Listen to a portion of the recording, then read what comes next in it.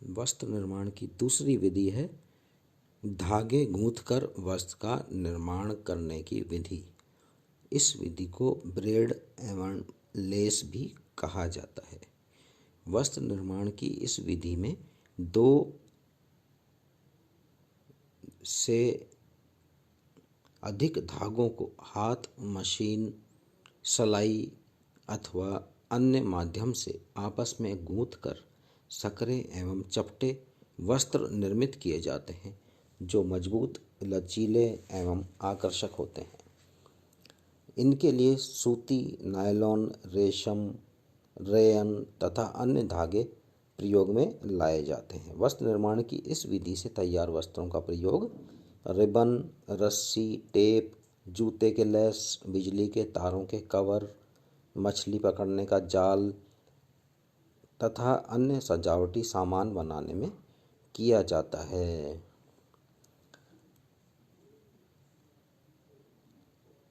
तीसरी विधि है निटिंग।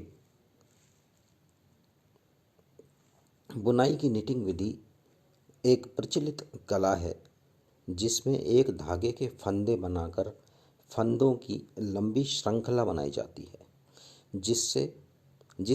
जिनमें से अगली पंक्ति के फंदे फंसाकर पंक्ति दर पंक्ति वस्त्र को बनाया जाता है। यह कार्य सलाई अथवा क्रोशे से आम गृहिणियों द्वारा भी किया जाता रहा है। आजकल इस कार्य हेतु निटिंग मशीनें बहुतायत में प्रयोग होने लगी है जिसमें 2 से 5 धागे एक साथ प्रयोग में लिए जा सकते हैं। इन धागों के फंदे मशीन में बनाए जाते हैं और फंदों में से धागे पिरोकर फिर अगली पंक्ति के फंदे तैयार कर लिए जाते हैं।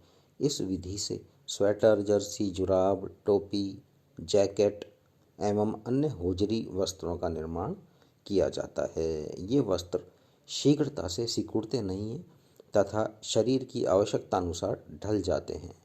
ये वस्त्र लचीले होते हैं, गर्म होते हैं, चित्रदार होते हैं, व हल्के होते हैं। इन वस्त्रों को बनाने के लिए अधिकतर ऊन का प्रयोग किया जाता है, परंतु कृत्रिम रेशों का आविष्कार होने के बाद पॉलीप्रोपिलीन, नायलॉन, एक्रेलिक इनसे बने धागों से भी अब हौजरी के वस्त्र का निर्माण किया जाने लगा है। अगली वस्त्र निर्माण की विधि है बुनाई, जिसे वीविंग भी कहा जाता है। यह विधि सबसे ज़्यादा इम्पोर्टेंट है, महत्वपूर्ण है, क्योंकि पहनने योग्य और बिछाने ओढ़ने योग्य अधिकांश वस्त्रों का निर्माण इस विधि के ही द्वारा किया जाता है। अतः यह विधि वस्त्र निर्माण की सर्वाधिक प्रचलित कला है। इस विधि से वस्त्र निर्माण करने के लिए 2 प्रकार के धागों का प्रयोग किया जाता है। एक वे धागे जो वस्त्र की लंबाई में लगे होते हैं, जिन्हें ताने के धागे अथवा वार्प कहा जाता है, तथा दूसरे वे धागे होते हैं जो वस्त्र की चौड़ाई में लगे होते हैं। इन धागों को वेफ्ट कहा जाता है।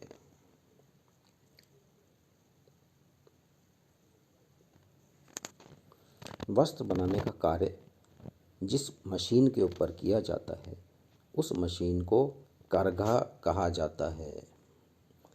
करघा या लूम कहा जाता है। इन करघों पर सर्वप्रथम ताने के धागों को लगाया जाता है। वस्त्र जितना चौड़ा एवं घना बनाना होता है, ताने के धागे भी उतनी ही मात्रा में एक दूसरे के समानांतर लगाए जाते हैं। बाने के धागों को एक फिरकी अथवा बॉबिन पर लपेटकर शटल के अंदर रखा जाता है तथा फिर शटल को ताने के धागों के मध्य से निकाला जाता है।